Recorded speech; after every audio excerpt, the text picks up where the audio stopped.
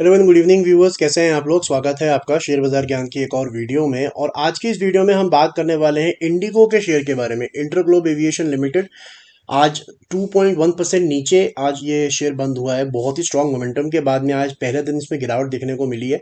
और जो गिरावट है वो एक खबर की वजह से है। प्रमोटर्स अपनी कुछ हिस्सेदारी वो बेच रहे हैं।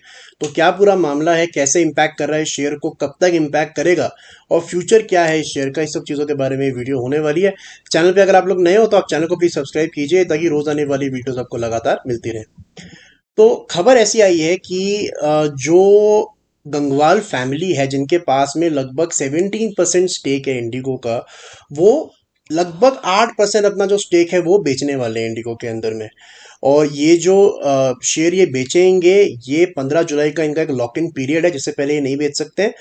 उसके खुलने के बाद में कुछ शेयर जो हैं ये बेचेंगे। और ऐसा नहीं कि सारा का सारा जो इनका शेयर है वो एक ही बार में निकल जाएगा, लेकिन एक ब्लॉक डील के थ्रू पे धीरे धीरे करके इन्होंने अपना शेयर जो है बेचना है। तो इसी के बाद में इंडिगो के अंदर में एक गिरावट देखने को हमारे को मिली है। ये डेली चार्ट है और आज जो शेयर है वो नीचे की तरफ 2377 का लो लगा के थोड़ा रिकवर भी किया है 1-1.5%। लेकिन this was a knee jerk reaction जिसकी वजह से शेयर में जो है गिरावट आई है। तो इसका डिटेल क्या है, तो देखिए ये जो पूरा का पूरा मामला है ऑफ द स्टेक सेल, ये पुराना मामला है, ये कोई नया मामला नहीं है। जो इनके फैमिली मेंबर हैं उन्होंने ऑलरेडी बोर्ड से रिजाइन कर दिया था और फरवरी में इन्होंने ऐलान किया था कि धीरे धीरे करके हम 5 साल के अंदर में ये जो स्टेक है इसको पूरा का पूरा सेल ऑफ करेंगे। या आप पढ़ सकते हैं इधर।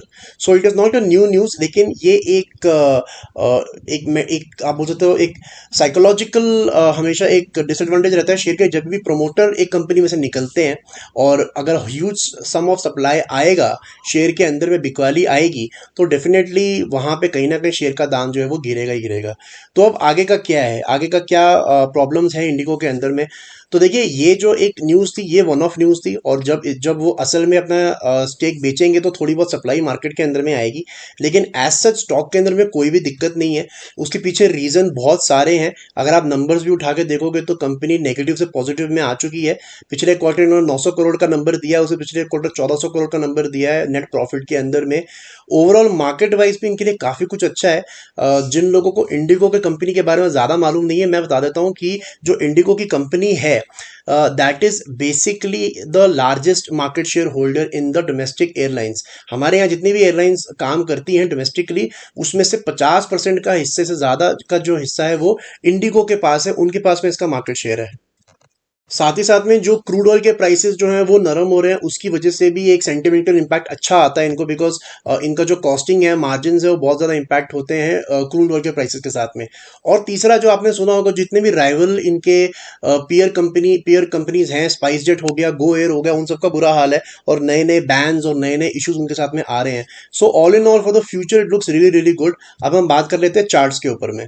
तो देखिए this is the first time on the daily charts की ये इतना बड़ा रेड कैंडल हमारे को बनने को मिला है। इनफैक्ट अगर आप वीकली चार्ट देखोगे तो पिछले 8-10 हफ्तों से एक भी रेड कैंडल नहीं बनाया है since the starting of May. In fact अभी जून का मिड हम पहुंच गए हैं, तो पिछले 7-8 हफ्तों से एक बारी भी एक रेड कैंडल नहीं बनाया और ये पहली बार बनाने जा रहा है। इंटरेस्टिंग चीज ये है कि आज है मंडे, पूरा हफ्ता बचा हुआ है, ये रेड कैंडल है। आई वोंट बी सरप्राइज अगर ये ग्रीन में दोबारा बंद भी हो गई, बिकॉज एक तरीके का आप तो बोल सकते हो कि पूरी न्यूज़ एब्जॉर्ब हो गई आज के सेशन के अंदर में। सो इंटरेस्टिंग होगा। साथ ही साथ में मैं ये भी बोलूंगा कि अगर इस हफ्ते ये न्यूज़ की वजह से और इम्पैक्ट आता है और नीचे की तरफ अगर 2375 टूटता है, 2375, तो थोड़ी सी इसके अंदर में गिरावट जो है वो बढ़ सकती है। अब कितनी बढ़ सकती है उसके लिए I would say that there is a very very good support in IndiGo on the weekly charts on the level of 2200। ये जो इसने लेवल निकाला है, जो कि 2023 के स्टार्टिंग में इसने बनाया था, ये इसने मई के महीने में ही निकाला है। और मुझे लगता है कि यही जो लाइन है इसका अगला सपोर्ट जो है बन के सामने आएगा 2200 रुपए के करीब ऑन द वीकली चार्ट्स। वहीं डेली चार्ट्स अगर हम देखते हैं तो डेली चार्ट्स के ऊपर में जो सपोर्ट है वो थोड़ा अच्छे से विजिबल है, क्योंकि यहाँ पे रेड और ग्रीन कैंडल्स का कॉम्बिनेशन अच्छा है। So on the daily charts I see a very good support at the levels of 2335, 2330 रुपए। अगर डेली चार्ट्स के अंदर में किसी भी दिन ये 2330 के नीचे बंद होता है, तब मुझे लगता है कि जो गिरावट है थोड़ी सी यहाँ से बढ़ सकती है।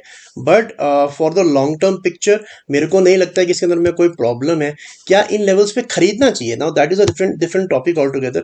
इन लेवल्स पे खरीदना चाहिए कि नहीं, अगर आप नए निवेशक हो तो ये गिरावट इतनी बड़ी नहीं है कि आप यहाँ पे लॉन्ग टर्म खरीद के बैठ जाओ।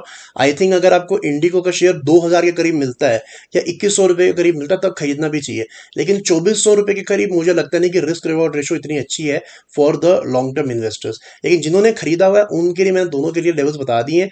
नीचे की तरफ में on the weekly charts 2200, on the daily charts 2330, और उसके बाद ही जो है चार्ट थोड़े खराब हो गए। फिलहाल के लिए there is not a big problem because the kind of recovery it has shown in the latter half of the day. तो दोस्तों ये था मेरा आज का video on InterGlobe Aviation. I hope आपको लॉजिक और लेवल्स जो है वो क्लियर आउट हो गए। कोई सवाल है आपका तो आप कमेंट सेक्शन में डाल सकते हैं। मैं मिलूंगा आपसे अपनी अगली वीडियो में, तब तक आप अपना ख्याल रखें and all the best guys.